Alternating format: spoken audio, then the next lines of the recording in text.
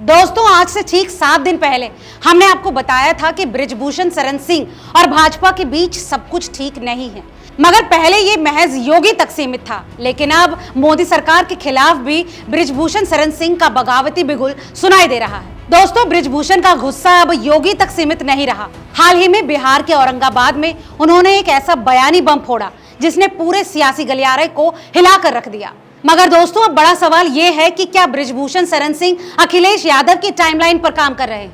क्या 2027 की कोर कसर पूरी करने को लेकर अखिलेश के ट्रैक को मजबूत बना रहे हैं? दोस्तों, ये महज सवाल नहीं है, ये बाकायदा राजनीति का एक नया चैप्टर है, क्योंकि बीजेपी के दिग्गज नेता रहे बृजभूषण अब खुद को न सिर्फ ठाकुरों बल्कि पूरे सवर्ण समाज का नेता बताकर एक नया सियासी खेल खेल रहे हैं। तो आखिर क्या है इस खेल की असली स्क्रिप्ट, और क्या अखिलेश यादव के साथ उनकी बढ़ती नजदीकी यूपी की सियासत में नया उलटफेर लाने वाली है? दोस्तों, अखिलेश यादव के साथ बृजभूषण की बढ़ती नजदीकी और बीजेपी विरोधी सुर बहुत कुछ बयां कर रहे हैं। दरअसल बृजभूषण का सपा से पुराना रिश्ता रहा है। 2008 में जब बीजेपी ने उन्हें निष्कासित किया था, उस समय वो सपा में शामिल हुए और 2009 में सपा के ही टिकट पर चुनाव लड़े। 2013 में वो बीजेपी में लौटे, लेकिन सपा से उनका रिश्ता कभी खत्म नहीं हुआ। वहीं अप्रैल 2023 में जब पहलवानों का विरोध चरम पर था, बृजभूषण ने अखिलेश की तारीफ की और कहा कि अखिलेश जी सच जानते हैं कि मुझे राजनीति का शिकार बनाया जा रहा है। उस समय उन्होंने ये तक कहा था कि यूपी के 10,000 पहलवानों में 8,000 यादव समुदाय से हैं, जो सपा का मजबूत आधार है। मई 2023 में सपा में उनके शामिल होने की अटकलें तेज हुई और शिवपाल यादव का नाम भी इस चर्चा में आया, लेकिन वो अभी तक बीजेपी में ही है। वहीं बृजभूषण की बीजेपी से बगावत अब साफ दिखने लगी है।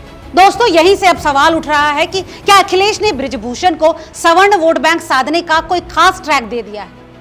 दोस्तों, सपा में सवर्ण नेताओं की कमी साफ दिखती है। मनोज पांडे जैसे ब्राह्मण चेहरे बीजेपी में चले गए।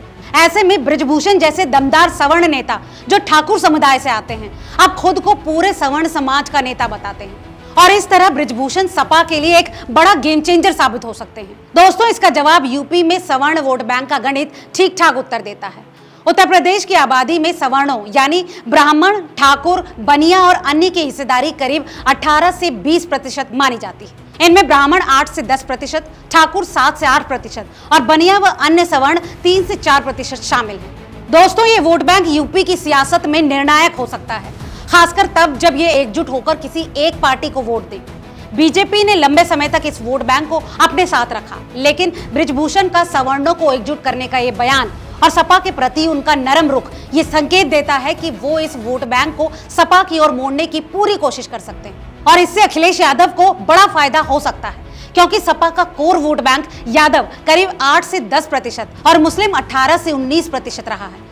अगर बृजभूषण सवर्ण वोट बैंक का एक बड़ा हिस्सा, खासकर ठाकुर और ब्राह्मण वोट सपा की ओर खींच लाते हैं, तो सपा की ताकत कई गुना बढ़ सकती है। दोस्तों, अगर 2027 के विधानसभा चुनाव में स्वर्ण वोट बैंक सपा के साथ आता है, तो ये भाजपा के लिए एक बड़ा झटका होगा, क्योंकि बीजेपी का सवर्ण वोट बैंक उसकी रीढ़ की हड्डी रहा है।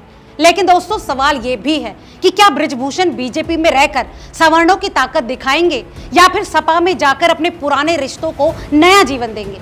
दोस्तों, क्या योगी के साथ उनकी खटास और मोदी शाह पर उनके तंज यूपी की सियासत में एक नया उलटफेर करेंगे?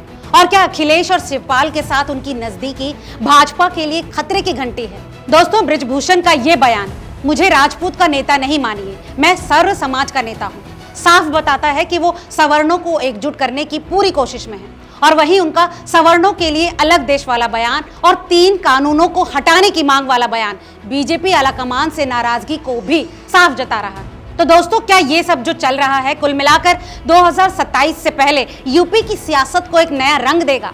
आपको क्या लगता है? अपना जवाब हमें कमेंट करके जरूर बताएं, और ऐसी तमाम और खबरों के लिए जुड़े रहिए रिपोर्टर जी के साथ। बहुत बहुत शुक्रिया।